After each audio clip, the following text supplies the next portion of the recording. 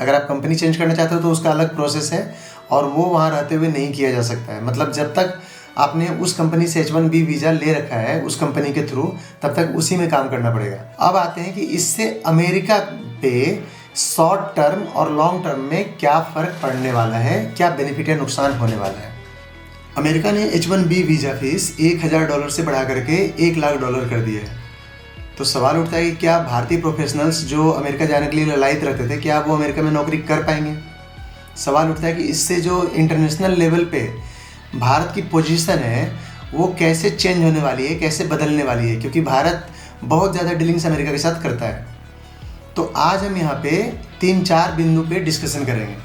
सबसे पहले अमेरिका की इस हरकत से अमेरिका पे शॉर्ट टर्म और लॉन्ग टर्म में क्या बेनिफिट या नुकसान होने वाला है। भारत पे शॉर्ट टर्म और लॉन्ग टर्म में क्या बेनिफिट और नुकसान होने वाला है। दुनिया पे शॉर्ट टर्म और लॉन्ग टर्म में क्या बेनिफिट और नुकसान होने वाला है। और इसके अलावा क्या एक कदम अमेरिका का सिर्फ आर्थिक है या फिर पॉलिटिकल और स्ट्रेटेजिक भी है। तो आइए शुरुआत करते हैं सबसे पहले कि H1B वीज़ा होता क्या है। बेसिकली हर कंट्री का एक वर्क वीज़ा होता है। मतलब आप किसी भी कंट्री में जाकर के जॉब करना चाहते हो बाहर से, तो उस कंट्री का अलग अलग तरह का वीज़ा प्रोवाइड करता है। एक होता है शॉर्ट टर्म वीज़ा जो वहाँ पे सिर्फ 2-4 दिन जाने के लिए होता है। एक होता है लॉन्ग टर्म वीज़ा जो कुछ समय रहने के लिए होता है, फैमिली वगैरह के लिए और फ्रेंड्स वगैरह से मिलने के लिए। अमेरिका में एक होता है H1B वीज़ा, ये सिर्फ वर्क परमिट की तरह काम करता है। मतलब अगर आपको कोई अमेरिकन कंपनी जो अमेरिका में इस्टेब्लिश्ड है, अगर वो आपको जॉब दे रही है तो फिर आपको H1B वीज़ा दिलवाने की जिम्मेदारी उस कंपनी की होती है।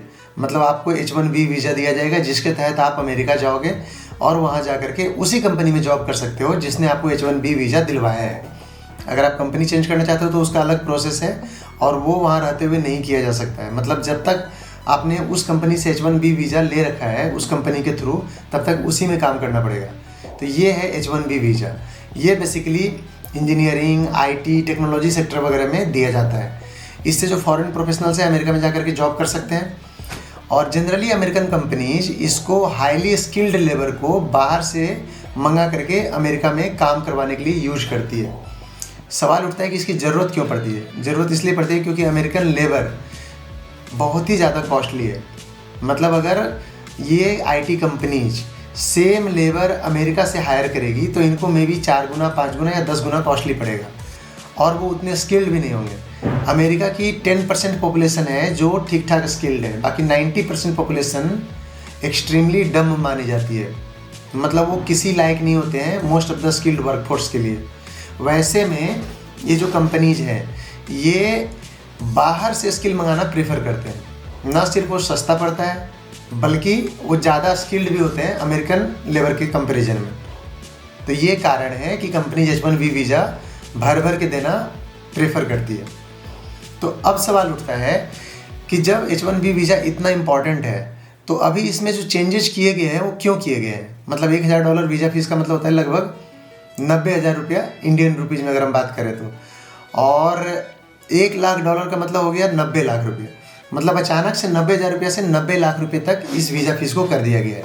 सबसे पहले ये समझिए, कन्फ्यूजन क्लियर कीजिए, ये 1 टाइम वीज़ा फीस है।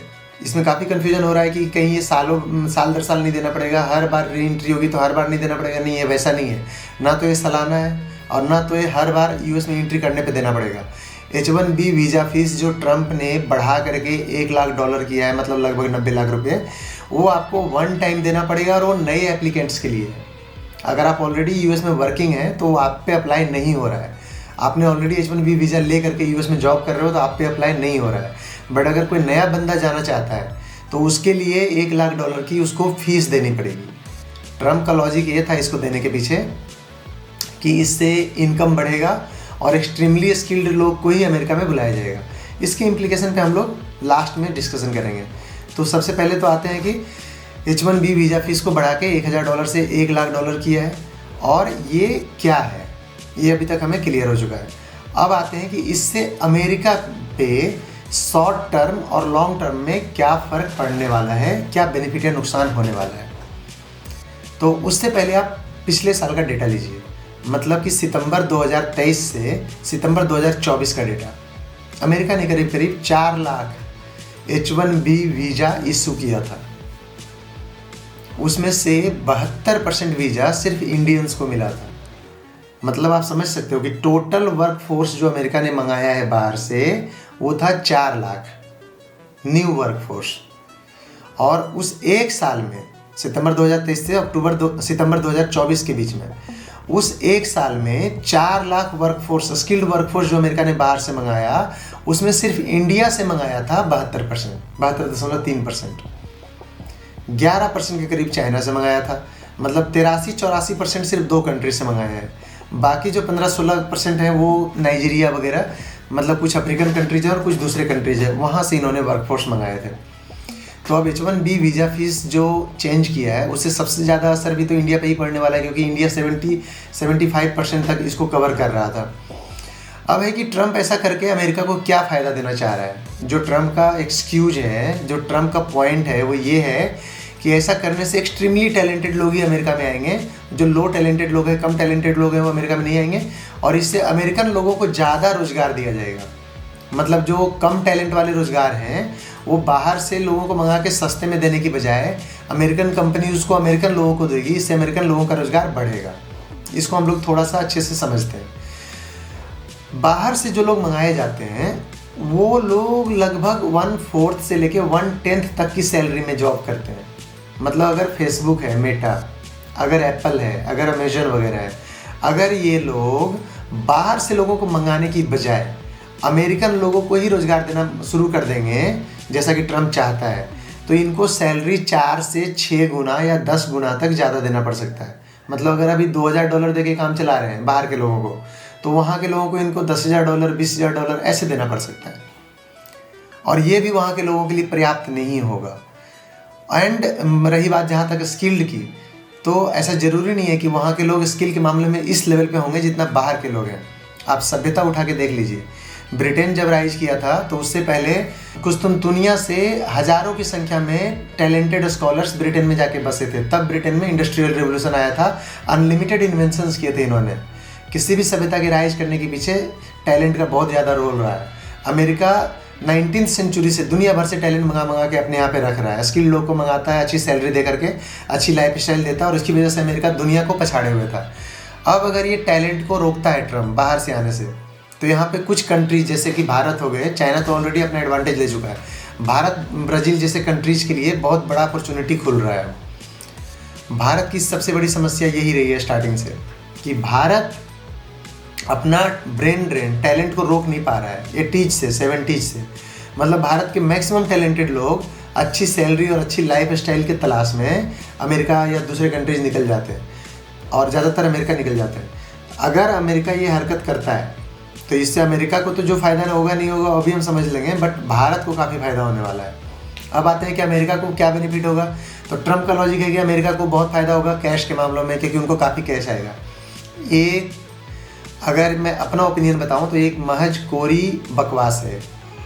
शॉर्ट टर्म में बेशक अमेरिका को कुछ बेनिफिट हो जाएगा।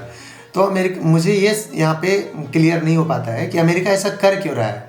वो तो जितना चाहे उतना डॉलर वैसे भी छाप सकता है। अगर वो कुछ बिलियन डॉलर, 2-4 बिलियन डॉलर यहाँ से निकाल भी लेगा तो इससे अमेरिका को क्या बेनिफिट मिल जाएगा? कुछ भी नहीं, कुछ खास बेनिफिट नहीं मिलने वाला है। उल्टा ये हो जाएगा कि ये फाइन लगाने से, ये फीस लगाने से, बढ़ा देने से बहुत ही कम लोग होंगे जिनको H1B वीज़ा कंपनीज जिनके लिए अप्लाई करना पसंद करेगी। दैट मीन्स कि जहाँ तक पिछली बार की बात है, जहाँ 4 लाख लोगों को H1B वीज़ा दिया गया था, वहीं आने वाले समय में हो सकता है वो 1 लाख भी ना रहे, हो सकता है वो 50,000 भी नहीं रहे। वैसे में अगर अमेरिका फीस कलेक्ट करता भी है H1B वीज़ा के नाम पे, तो वो कुछ एक बिलियन डॉलर में सिमट जाएगा।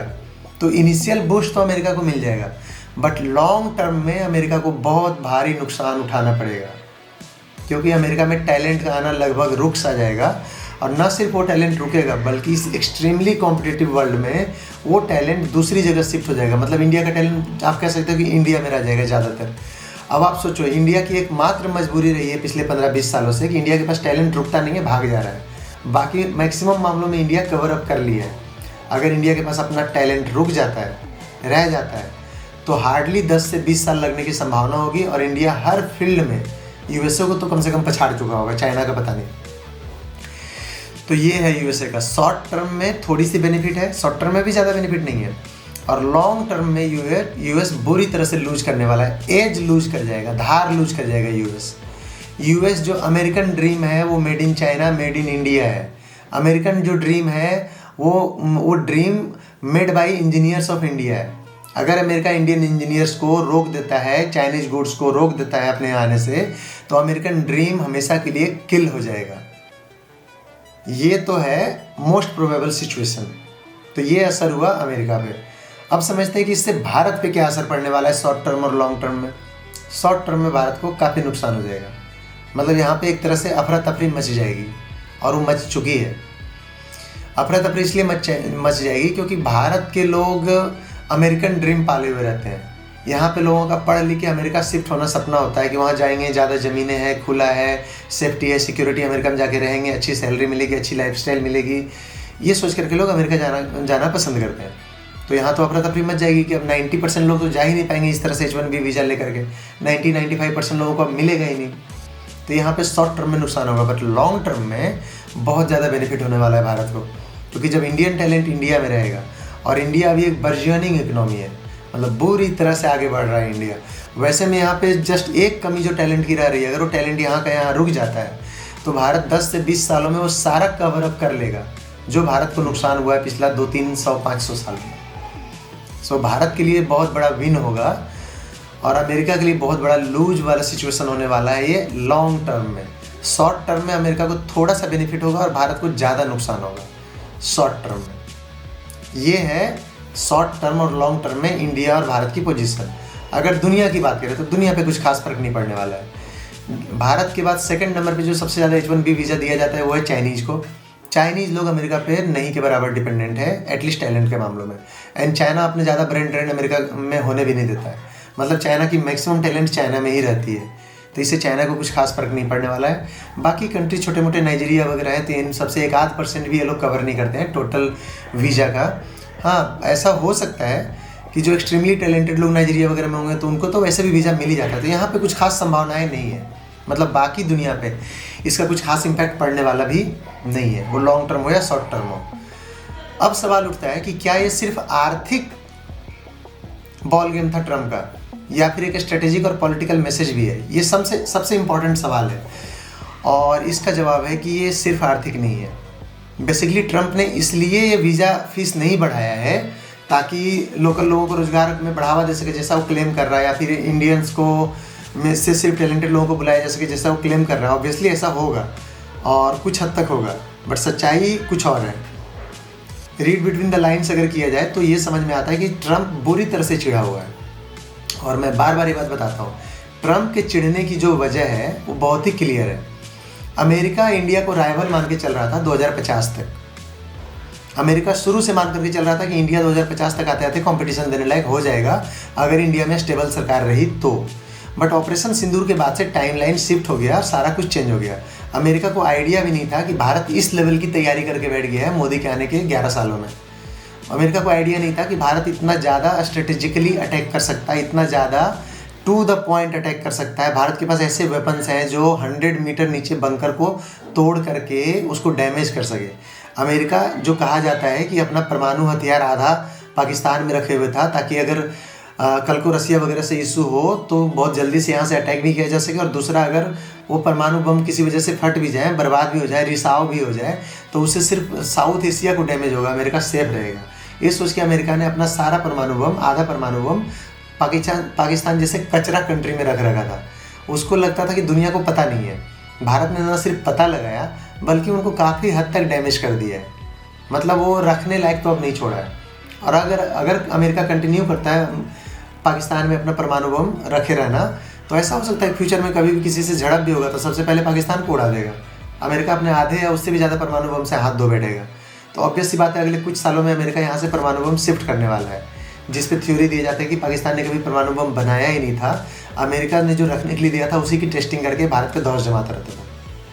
और अब अमेरिका ये बोल करके परमाणु बम यहाँ से निकालने वाला है कि हम पाकिस्तान से सरेंडर करवा रहे हैं, दुनिया के सामने में एक आइडियल एग्जाम्पल प्रस्तुत करने की कोशिश करेगा। जबकि सच्चाई ये है कि पाकिस्तानियों के पास, इन नल्लों के पास अपना खुद का कोई परमाणु बम नहीं है, और अमेरिका अब अपना परमाणु बम लेके भागेगा क्योंकि भारत ने अमेरिका को नंगा कर दिया है ऑपरेशन सिंदूर के दौरान। ऑपरेशन सिंदूर एक छोटी सी घटना नहीं थी, ये गेम चेंजर थी। वर्ल्ड इकोनॉमी, वर्ल्ड पॉलिटिक्स सब कुछ बदल गया है इसके बाद से।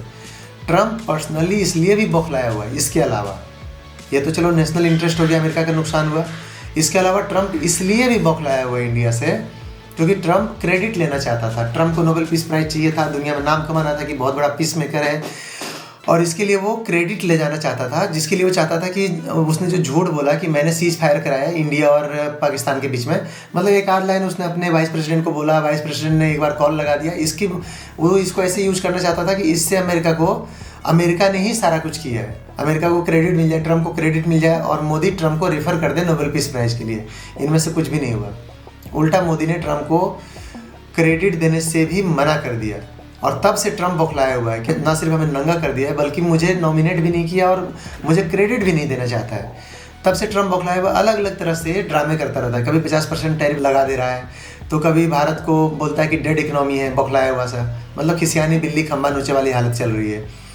उसके बाद फिर जब इसका कुछ नहीं बनता है, कुछ नहीं पार पाता है, तो फिर बोलता है कि भारत हमारा मित्र है, मोदी मेरा बेस्ट फ्रेंड है, हम लोग साथ में रोज़ गार्डन जाते थे, हम लोग साथ में रॉक गार्डन जाते थे, इस तरह के बकवास बीच बीच में करने लगता है। फिर उसके बाद अंधेरे अंदर एक तरफ दूसरी तरफ ये है कि मोदी को कहीं मरवाने की भी शायद साजिश करता रहता है। फिर भारत में वो बांग्लादेश में अभी चटगांव के एरिया में कब्जा करने के लिए अपनी आर्मी भेज दिया है ताकि वहाँ पे एक अपना सेंटर बना सके, ताकि वो भारत जैसे कंट्रीज़ पे, चाइना जैसे कंट्रीज़ पे कंट्रोल करने की कोशिश करें, फ्यूचर में ड्रग्स वगैरह उपजा करके सप्लाई कर सके, ये सब भी उसका स्ट्रेटजी में आता है। वहीं दूसरी तरफ वो पाकिस्तान में बैठ करके भी भारत को हमेशा डिस्टर्ब करना चाहता है। ऑपरेशन सिंदूर के बाद से पाकिस्तानी मुल्लों की इन नल्लों की हिम्मत नहीं तुला रही है कि लोग कोई दूसरा हरकत करे, क्योंकि मोदी जी ने साफ बोल दिया है कि ऑपरेशन सिंदूर न सिर्फ अभी ख़त्म नहीं हुआ है बल्कि अगली बार अगर ऐसा कुछ हुआ पहलगाम टाइप का, तो सिर्फ आतंकियों को इस बार हम नहीं ठोकेंगे, बल्कि आतंकियों के जो गुरु हैं, जो आतंकियों को पनाह देते हैं, हम उनको भी ख़त्म कर देंगे। मतलब आतंकियों को पनाह कौन देता है? पाकिस्तान, और पाकिस्तान के साथ साथ यूएस भी इन्वॉल्व है यहाँ पे। तो मोदी जी का कहना है कि इस बार सब लपेटे में आओगे। इस बार तो हमने सिर्फ आतंकियों को पेला था ना, लेकिन अगली बार अगर ऐसा कुछ हुआ तो आतंकियों के जो आका है उनको भी पेला जाएगा, वो जो भी हो। तो अब इससे पाकिस्तान की इतनी फटी पड़ी है कि उसके आतंकी भी अब कुछ नहीं करना चाह रहे भारत में, डर के मारे उनकी हालत ख़राब है। जब से एक बड़े आतंकी की पूरी फैमिली को निपटा दिया मोदी ने ऑपरेशन सिंदूर में, तब से इनकी हिम्मत नहीं तुला रही। पहले क्या होता था कि दूसरे लोग मरते थे, खुश होते थे, अब इनकी अपनी फैमिली मारी जा रही है। अब ये आतंकियों की हिम्मत नहीं तुला रही कि इंडिया में कुछ कर सके। तो ट्रम्प नए नए लेवल पे गेम खेलने की कोशिश कर रहा है। यहाँ पे भारत में तख्ता परिवर्तन में भी ये लोग इन्वॉल्व हो सकता है। अपोजिशन कोई उलझुल का सपोर्ट देता रहता है। उधर राहुल गांधी गया मलेशिया, जहाँ पे ट्रम्प आने वाला है, वहाँ जाके ट्रम्प के लोगों से पता नहीं किस किस से मिला, वहाँ से वापस आया, हाइड्रोजन बम की जगह पे एक सुतली बम फोड़ के और शुरू कर दिया कि जन जी रेवोल्यूशन कर दो, ये रेवोल्यूशन कर दो। वो पगलवा उसको जैसा जो भी जितना अकल है उसके बेसिस पे उसने आके बक दिया। इधर पगलवा ने ये बका, उधर से ट्रम्प वहाँ पे वो शुरू हो गया। ट्रम्प ने तुरंत ही उधर वीज़ा वाला बम फोड़ दिया भारत में। अरे हाइड्रोजन बम तो इसका नहीं था, वो तो ट्रम्प वाला था। उसने H1B वीज़ा का फीस बढ़ा करके भारत पे प्रेशर बनाना शुरू कर दिया। बेसिकली अमेरिकन एडमिनिस्ट्रेशन लगी हुई है कि इंटरनली एक्सटर्नली चारों तरफ से भारत को घेर के, और इन द मीन टाइम हो सके तो बांग्लादेश वगैरह से कोई छोटा मोटा युद्ध करवा करके, इन द मीन टाइम हो सके तो मोदी पे पर्सनल अटैक करा करके, हो सकता है मोदी को मरवाने की भी कोशिश करे। मतलब भारत को किसी भी तरह से अस्थिर करके भारत को नीचा दिखाया जाए, मोदी को नीचा दिखाया जाए। इसमें ट्रम्प एंड यूएस बुरी तरह से लगा हुआ है। और ये जो H1B वीज़ा का फीस बढ़ाना, ये उसी का एक पार्ट है। H1B वीज़ा का फीस बढ़ाना इनकम जनरेट करने के लिए नहीं है, क्योंकि वैसे भी ये बहुत ज़्यादा इनकम जनरेट नहीं करेगा, और लॉन्ग टर्म में तो ये बिल्कुल भी इनकम जनरेट नहीं करने वाला है। मतलब वो जो डिफरेंस है वो बहुत ही कम रहेगा। तो ये उनका टारगेट नहीं है। उनका टारगेट स्ट्रेटेजिक और पॉलिटिकल है। अनस्टेबिलिटी क्रिएट करना भारत में। वो चाह रहे हैं कि ऐसा करने से जो भारतीय जेन जी हैं, जो लोग जॉब के लिए ललायित हैं, जो लाखों लोग अमेरिका में गए हुए पढ़ने के लिए 50 लाख का लोन ले करके, वो लोग रोड पे आ जाएं, मोदी को तंग करना शुरू कर दे कि भाई देखो तुम्हारी वजह से H1B वीज़ा का फीस बढ़ गया, अब हम अमेरिका में नौकरी नहीं कर सकते हैं, सो तुम रिजाइन करो, तुम भाग जाओ। ये इनका टारगेट है, ये इनका हिडन मोटिव है ट्रम्प का, जिसके लिए सब हरकत किया जा रहा है।